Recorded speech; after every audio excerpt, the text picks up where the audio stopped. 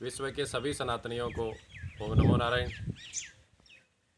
आज मैं आपके सामने हृदय को झकझोर देने वाला जो समाचार हम सब देख रहे हैं, उनके बाहों को लेकर के बहुत ही दर्द के साथ आपके सामने मैं प्रस्तुत हुआ हूँ। ज्ञात इतिहास में, आज़ाद भारत में और मैंने मेरे जीवन में ऐसी विभत्स घटना, ऐसा दृश्य मैंने कभी नहीं देखा। जब से ये मुझे समाचार प्राप्त हुए, मैंने उस दृश्य को वीडियो के माध्यम से देखा। तब से लेकर अब तक मन में, हृदय में इतनी भारी पीड़ा हो रही है जिसको कोई शब्दों में बयां नहीं किया जा सकता। क्या अभी भी इस देश में, इस धरती पे ऐसे क्रूर राक्षस जिंदा हैं?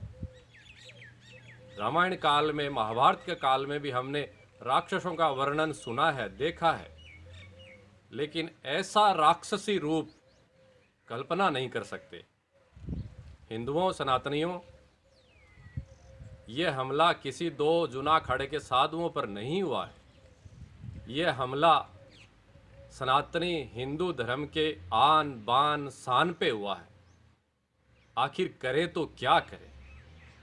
आज़ाद भारत के संविधान की हम पालना करते हैं, करनी भी चाहिए, लेकिन इस शर्त पे संविधान की पालना हमको मंजूर नहीं है।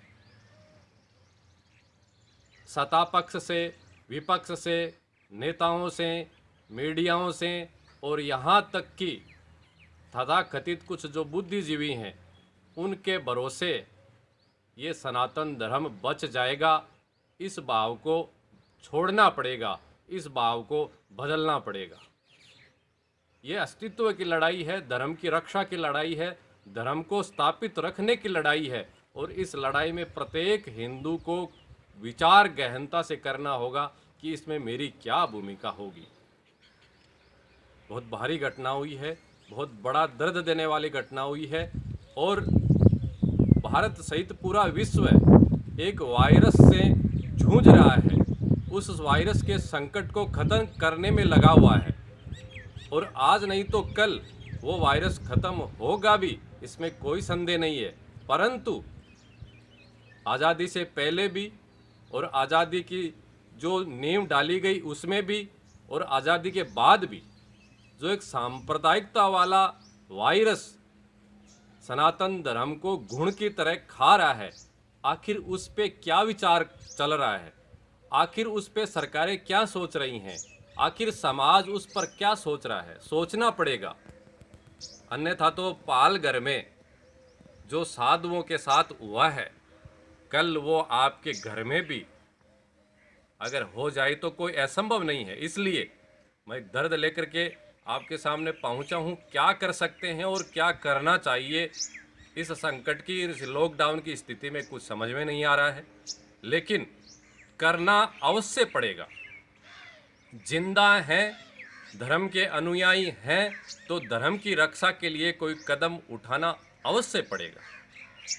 मेरा आग्रह रहेगा, प्रत्येक हिंदू के हृदय में ये दर्द है, इसमें कोई संदेह नहीं है, लेकिन इस दर्द को दवा बना करके आगे ऐसी कोई स्थितियां ना बने, इसके लिए हमें निसंदेह कोई न कोई कदम उठाना पड़ेगा। और पुनः कह रहा हूं, किसी के भरोसे मत रहो।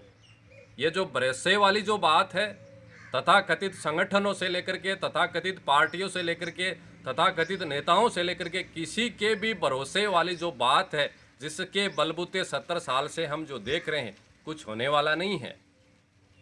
कल तक जो पार्टियां, और मैं आज अगर नाम लेकर के भी बोलूं तो कोई झिझक नहीं है, क्योंकि मैंने बहुत सी मर्यादाएं इस घटना के बाद छोड़ दी हैं।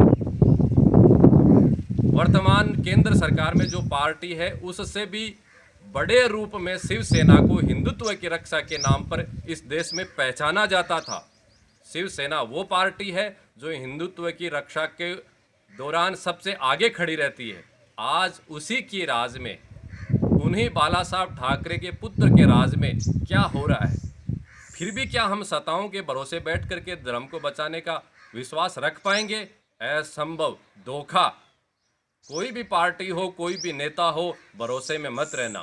सब उनको भावनाओं को साथ में लेकर के सत्ता पे जमे रहने का विचार मन में रहता है। इसलिए हिंदुओं, सनातनियों, राष्ट्रवादियों, इस देश को, इस धर्म को और मानवता को बचाने के लिए हम सबको कठोर निर्णय और कोई ऐसा कदम उठाने की आवश्यकता है जिससे इस धर्म, देश और मानवता को हम बचा सके। ये कौन सा कदम हो, इस पे चिंतन होना चाहिए, इस पे मनन होना चाहिए।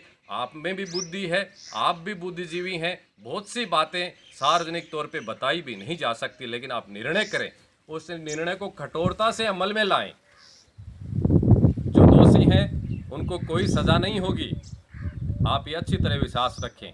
हम चाहते हैं कि फास्ट ट्रैक में उनकी कोर्ट में सुनवाई हो और शीघ्र से उनको कानूनन सज़ा मिले, फांसी मिले, सार्वजनिक मिले। ये हम मांग करते हैं। आप भी दोहराओ, सारे अखाड़े के संत दोहरा रहे हैं, लेकिन इस देश में कुछ होने वाला नहीं है। आप कोई भी विश्वास मत रखना कि उन उन्मादी भीड़ पर कोई कानूनी कार्रवाई होगी, कोई सज़ा होगी। अन्यथा असंभव है। देश का कानून ही ऐसा है। ऐसी घिनौनी हरकतें कितनी हुई हैं, कोई सज़ा नहीं है। इस देश का कानून ही ऐसा, इसलिए इस देश के कानून पर भरोसा से ज़्यादा अपने आप पर भरोसा रखने की आवश्यकता है। और हिंदुओं को निर्णय लो, कठोर निर्णय लो। ये अस्तित्व की, और पुनः मैं कहूँगा, बार बार मैं कहूँगा, ये किसी जूना अखाड़े के 13 मढ़ी के कल्पवृक्ष गिरी व सुशील गिरी 2 साधुओं पे हमला नहीं हुआ है। सनातन धर्म करोड़ों वर्ष पुराने हिंदू धर्म के आन बान शान पे हमला हुआ है। इसलिए अगर हम हिंदुत्व का इतना सा भी कोई भाव हृदय में रखते हैं तो हमारी जिम्मेदारी बनती है कि हम जिंदे होकर के भी मुर्दे की तरह ना जिएं और धर्म की रक्षा के लिए कोई कदम उठाएं, निश्चित उठाएं, और इसी लॉकडाउन में उठाएं, ताकि ये जो मानवतावादी विरोधी वाली जो ताकतें हैं, इंसानियत के विरोधी वाली ताकतें हैं, राक्षसवर्तियाँ जो हैं, उनके फणों को कुचला जा सके। दर्द है, बहुत दर्द है, आपके भी है, सबके भी है। क्या कर सकते हैं, क्या कह सकते हैं। धन्यवाद। जय गौ माता, जय गौ।